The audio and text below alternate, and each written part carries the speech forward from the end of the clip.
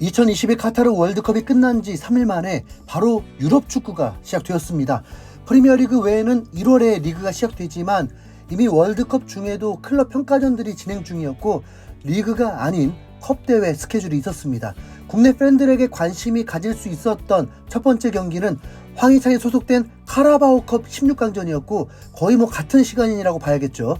이강인이 소속된 마요르카도 구강컵 경기가 열리게 되었습니다. 이강인은 한국이 16강에서 마무리가 된 이후 소속팀에서 조기 복귀를 원하면서 많이 쉬지 못하고 스페인으로 떠났었는데 마요르카에는 월드컵 출전 선수가 이강인과 라이코비치라는 골키퍼였습니다. 다시 말해서 2명 외의 다른 선수들은 월드컵 기간 동안 푹 쉬었다는 거죠. 이강인은 어느 정도 회복이 더 필요한 상황이었습니다. 벤투 감독 4년 동안의 행보상 이강인이 카타르에 같이 가긴 했지만 아마 제대로 기용하지 않을 거라는 예상이 지배적이어서 이강인도 카타르에서 정신적 노동만 있을 뿐 육체적으로는 쉼이 될 줄 알았지만 완전 예상이 빗나갔죠.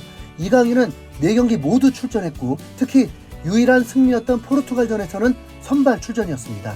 이강인은 우루과이전 23분, 가나전 43분, 포르투갈전 81분, 브라질전 13분으로 총 166분 출전이었습니다.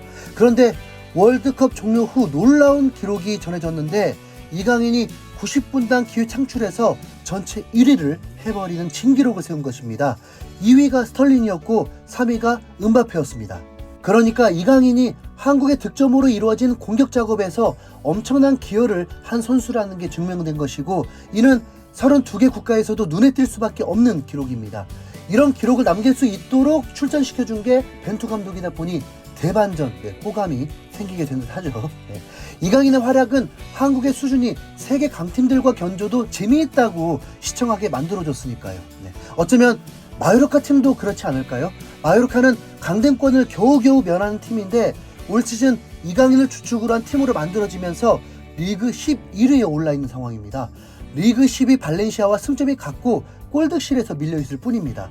이강인은 리그에서 2골 3도움으로 유럽에서 뛰는 한국 선수 중 공격 포인트가 가장 많은 상황입니다. 월드컵을 마친 후 마요르카의 첫 경기 구강컵 2라운드는 3부 리그팀 레알 우니온과의 경기였는데 주전 공격수 무리키를 비롯해서 이강인도 선발 출전을 하게 되었습니다. 3부 리그 팀의 홈 경기였다 보니 사실 뭔가 좀 연습 경기 이하 느낌이 들면서 텐션이 자연스럽게 떨어지더라고요. 마요르카는 전반 20분 만에 선제골을 터뜨렸습니다. 로드리게스가 전방 압박을 가하면서 볼을 탈취하고 곧바로 과거 박지성이 일본전 골을 넣은 듯한 위치와 슈팅으로 골망을 갈랐습니다. 눈에 띄는 것은 로드리게스의 득점보다 우니온을 상대로 전방 압박을 강하게 했다는 거죠. 그리고 그 선두주자가 이강인이었습니다. 이강인은 과거의 단점을 완전 보완한 선수로 그러니까 뉴캐슬 링크도 뜨고 갑자기 이적료도 대폭 올라가고 있는 중인 거죠.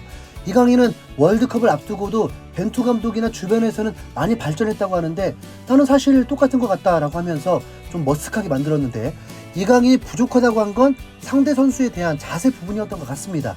하지만 상대 선수를 어느 상황에서도 제압하려는 적극적인 수비와 압박을 보여주면서 퀄리티가 더 높아져 버린 것입니다.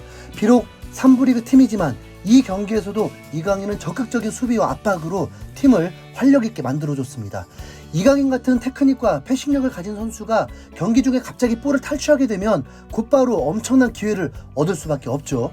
이강인은 수비 가담에 공을 들였지만 또한 공격수였습니다. 후반 71분경에는 아예 무리키와 최전방에서 롱킥을 받으려 하면서 스트라이커인 듯 찬스를 만들어주기도 했습니다. 이강인이 이젠 소년이 아니라 정말 강인한 강인이가 되었다는 걸 느끼게 해줬고 이런 강인한 강인이가 팀의 핵심이 되면 당연히 시청하는데 더 즐거울 수밖에 없겠죠. 간간히 프리킥을 선보이면서도 궤적이 참 아름다워 보였습니다. 비록 공격 포인트를 올리지 못했지만 팀은 1대0으로 승리했고 구단에서는 이강인의 사진을 실어 올렸습니다. 그만큼 구단이 에이스로서 인정하는 거죠. 혹 더 비싼 값으로 팔게 하려는 전략인지 아니면 마요르카에 남게 하려는 건지는 좀 지켜봐야 할 듯 합니다. 마요르카는 떠나보내기만 해도 최소 200억 이상을 벌게 됩니다. 데려올 때 연봉 말고는 아무 비용도 들지 않았으니까요. 진짜 마요르카는 이강인에게 고마워해야죠. 이강인 뉴캐슬 가기 원하시는 분 한번 손 한번 들어주세요. 올 시즌 후에는 몸값이 더 올라가 있길 바라봅니다. 마요르카는 12월 마지막 날 새벽 1시에 리그 경기가 있습니다. 그때도 함께 응원해 보시죠. 이상 신수염구리였습니다. 감사합니다.